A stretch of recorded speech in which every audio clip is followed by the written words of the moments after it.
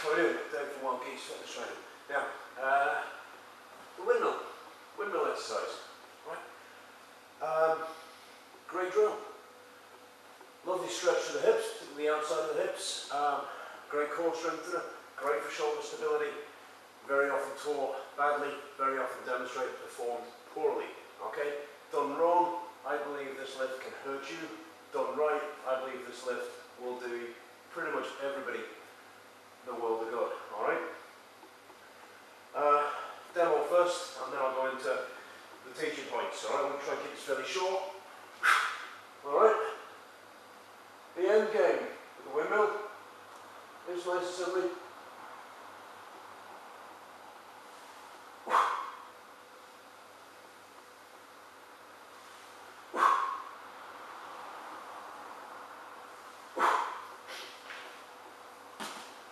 that's it. Alright? So how do we get to that? We start off with no weight. Alright? You learn a skill, you learn a movement pattern before you load it. Alright? That goes for whatever it is you're teaching, whatever it is you're learning. Alright? So we pretend we have the kettlebell. Arm up, shoulder down. Okay? This is all engaged. Alright? Pull that arm down as if you're actually doing a one-arm pull-up or something. Alright? Boom. There. Next thing, your other hand. You're going to place that on the inside of your thigh. Okay, now the bit that confuses people here, the windmill is not about leaning over. The windmill is about moving the hip away.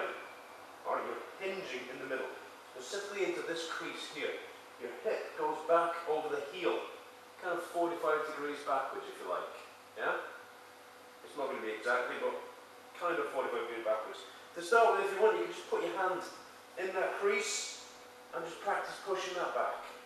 Practice pushing that back. Okay? Once you've sort of got a hang of that, your hand up, other hand on the inside of your leg. Keep looking at that top hand, because that is where the weight will be. Looking up will help keep the chest open and stop the shoulders collapsing down. Okay? All you do now is just slide that hand down the inside of your leg. That acts as a guide. Right? If it's on the outside, you tend to lean away. If it's on the inside, then you have to shift the hips back. Alright? If you want, make a mark on the floor, right between the feet. That's roughly where you're going to be aiming. Alright? Roughly. It's not going to be exact. No two people are exactly the same. No two people's hips work exactly the same. There is variation in the windmill, just so long as you stick to the basic principle. Alright? So slide your hand down the middle, aim for the ground between the feet, and just go as far as you're able. If you're fairly stiff, and that's all you can do, then that's all you can do. If going further than that means you get all bent out of shape and twist it up, then stop. Alright?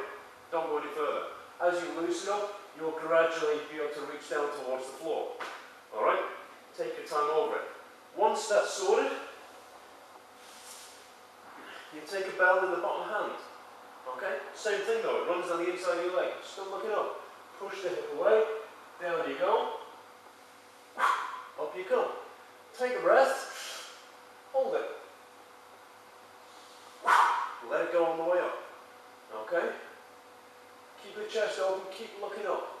Again, don't worry about how far you go. Alright? Range of motion will come with time, if you allow it. Alright? The third stage is finally holding the bell overhead. How you get it up there is up to yourself, as long as you do it safely. You can snatch it up, you can clean and press it up. Okay? You can push press wherever you want. Okay? So from there, boom. Up it goes.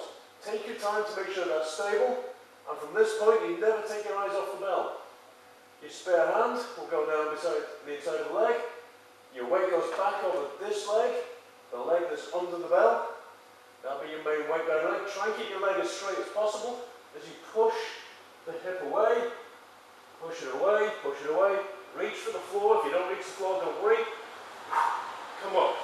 Nice and controlled. There is no rush. Once you have that nailed, you come forward, place another bell, touching the foot. It's touching the foot, you know where it is, you don't need to look for it. And you slide the hand down, till you find the bell, take a hold, breath in, hold it, up you go.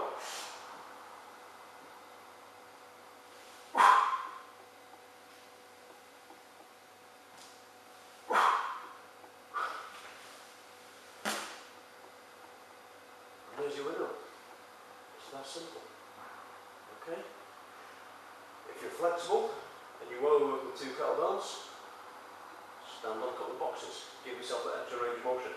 But never go further than your body will safely allow. Okay? Done right.